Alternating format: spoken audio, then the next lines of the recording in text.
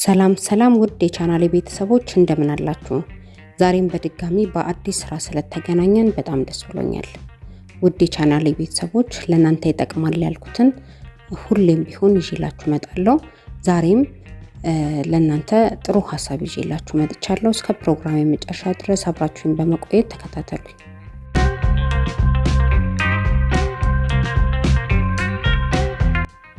ውድ የቻናሌ ቤተሰቦች ዛሬ ትኩረት የምናደርገው የትርፍ አንጀት ህመም መንስኤው ምንድነው፣ እንዲሁም ደግሞ የትርፍ አንጀት ህመም ምልክቶቹስ ምንድናቸውና የትርፍ አንጀት ህክምናውስ ምንድነው የሚለውን በዝርዝር እንመለከታለን። ትርፍ አንጀት በቀኝ የታችኛው የሆድ አካባቢ ከትልቁ አንጀት ላይ ተንጠልጥሎ የሚገኝ ከረጢት መሰል የአንጀት ክፍል ነው። የትርፍ አንጀት ህመም አጣዳፊ ከሚባሉት አይነቶች የሚመደብ ሲሆን የአንጀት ቱቦ ሲዘጋ በውስጡ ባክቴሪያዎች ሲጠራቀሙና የአንጀት መቆጣት፣ እብጠት፣ መግል መያዝ ሲያመጣ ነው ማለት ነው። ታዲያ መንስኤው ምንድነው? ረዘም ላለ ጊዜ የቆየ ድርቀት ሲኖር፣ የአንጀት እጢ፣ የአንጀት ትላትል እና አንጀት ላይ አደጋ ከደረሰ ነው ማለት ነው። እነዚህ ከመንስኤዎቹ የተወሰኑት ናቸው ማለት ነው። የትርፍ አንጀት ህመም ታዲያ ምልክቱ ምንድነው የሚሰማን ትርፍ አንጀት ሲከሰት ለሚለው ደግሞ በቀኝ የሆድ ክፍል ድንገተኛ ህመም ሲኖር ነው። እምብርት አካባቢ ጀምሮ ወደ ቀኝ የሆድ ክፍል የሚዘዋወር ህመም ሲኖር፣ ማቅለሽለሽና ማስመለስ፣ ትኩሳት፣ የሆድ መነፋት፣ የምግብ ፍላጎት አለመኖር። ስለዚህ እነዚህ ነገሮች አብረው ሲመጡ የትርፍ አንጀት ምልክቶች ሊሆኑ ይችላሉ ማለት ነው። የትርፍ አንጀት ህክምናው ታዲያ ምንድነው? ሊፈጠር የሚችል ኢንፌክሽንን ለማከም ጸረ ባክቴሪያ መድኃኒቶች መውሰድ ነው አንዱ ህክምና። ሌላው ደግሞ የተቆጣውን ወይም ያበጠውን የአንጀት ክፍል በቀዶ ህክምና ተቆርጦ እንዲወጣ ይደረጋል ማለት ነው።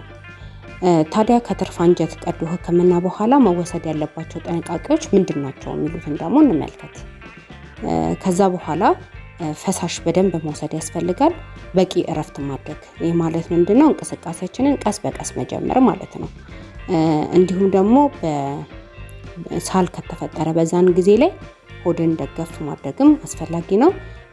ሌላው ለመፈጨት ቀለል ያሉ ምግቦችን ደግሞ መመገብ ያስፈልጋል። ቢያንስ እስከ 2 ሳምንት ከበድ ያሉ እንቅስቃሴዎችን ከማድረግ መቆጠብ ያስፈልጋል። ሌላው ደግሞ የህመም ማስታገሻ መድኃኒቶችንም መውሰድ ይኖርብናል ማለት ነው። ስለዚህ ከቀዶ ህክምና በኋላ እነዚህን ጥንቃቄዎች መውሰድ ያስፈልጋል ማለት ነው። ሌላው የትርፍ አንጀት ህመም በወቅቱ ካልታከምን መግል በመያዝ ሊፈነዳ ይችላል። ይሄ ደግሞ ኢንፌክሽን ወደ ሌላው የሆድ ክፍሎቻችን በመሰራጨት እስከ ሞት ሊያደርስ የሚችል የከፋ ጉዳት ሊያስከትል ይችላልና እንደዚህ አይነት ስሜት ሲሰማን ቶሎ ወደ ህክምና በመሄድ ህክምና ማድረጋችን በጣም ጥሩ ነው ማለት ነው።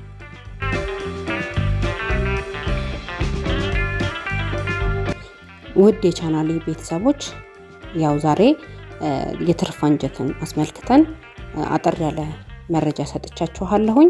በቀጣይ ደግሞ እንዲሁ ለእናንተ ይጠቅማል ያልኩትን ከጤና ጋር የተያያዙ እንዲሁም እርግዝናን በተመለከተ ከእርግዝና ጋር በተያያዘም ሌሎች ደግሞ ህፃናትን እንክብካቤ ላይ ትኩረት ያደረጉ ርዕሶችን ይዤ እመጣና እንወያያለን ማለት ነው።